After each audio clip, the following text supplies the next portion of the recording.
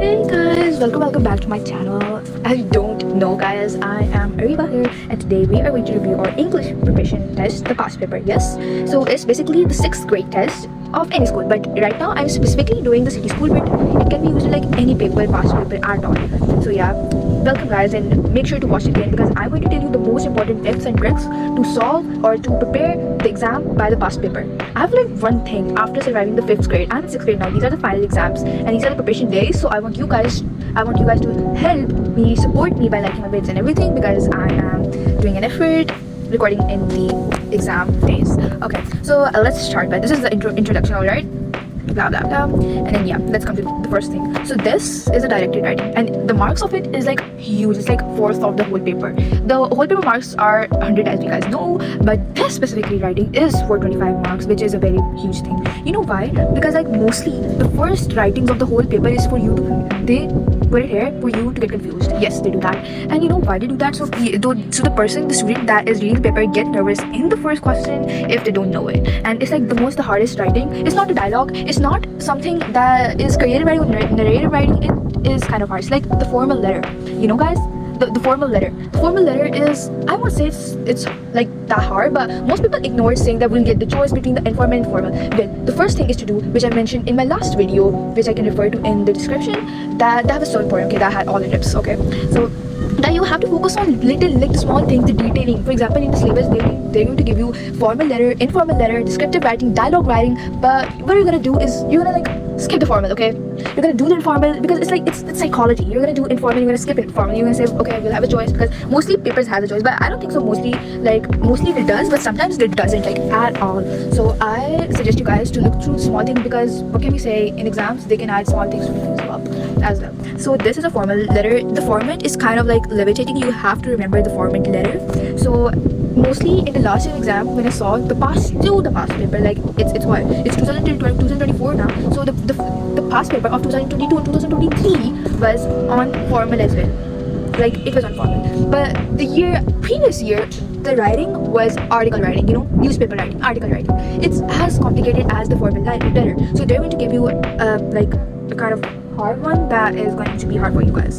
So I said, if you guys don't know any of it, like for a formal letter now, try to get hints from the teacher, try to bring it closer. Don't ask the question openly in the class, like for example, miss, I forgot the formal letter formats. You're not going to say that. Look, I'm not saying that she will tell you magically the whole, even if she comes to you closer, but try to get some hints. Maybe maybe your teacher helps you a bit or two. Yeah. Okay, so first of all, just prepare for the complicated topics, most importantly. Okay, the second writing is on choice, of course, and it's much more easier. It's like descriptive, narrative, and argumentative, and dialogue. So it's the easiest. Okay, you can just choose one of them. So yeah, it's good. Okay, guys, do explore the vocabulary for some magical or fantasy or dreamboard thingies because mostly in 6th grade they give something that is creative but also fantasy for us to express our vocabulary and feelings, all of them. Yeah. Okay. Like between like these easy things now you can probably leave one or two, but not in detailing, for example the article writing. But I suggest you, like, it's not that important to like do these things. Yeah, let's move on. Yeah guys, so the next thing is the comprehension. Okay. The comprehension requires almost like the most important things because in a comprehension you cannot actually write the answers as it is in the question, right? You cannot do that. You have to write this in your own words. So what I suggest you in a comprehension passage, make sure to read.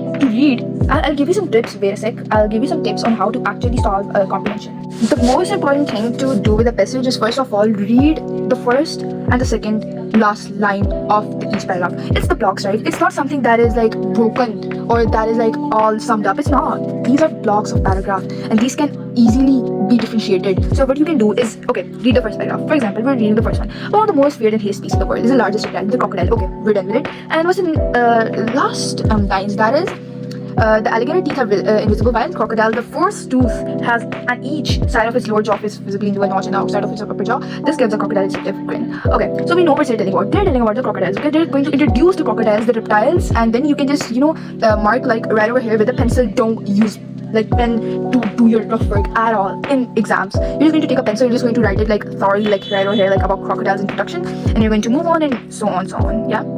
and then you're going to read it very thoroughly. You cannot say that you read the comprehension once and solved all the answer. You have to read at least 3 times. So this is the first. The second one is mostly like thoroughly. You have to read it very thoroughly, like one of the most favorite and hated word, like in your mind, not like aloud. Yeah, aloud is like much more harder and like took a lot of time. So you have to do it thoroughly in your mind. Okay. And the third one, like you know what you have to do. Then you're going to read the questions and you're going to point out, yeah, because you already gave the title to each paragraph, and now you can easily identify which is about which and which is about which, and you don't have to waste your half an hour on this stupid thing. Well, if I mean for real, this thing is actually 3 marks. 3 marks. Seriously, 3 marks. Like it's 30 and 3 marks. Teacher cannot possibly put your mark, and make sure to like be creative. Okay, at least be creative with this type of stuff.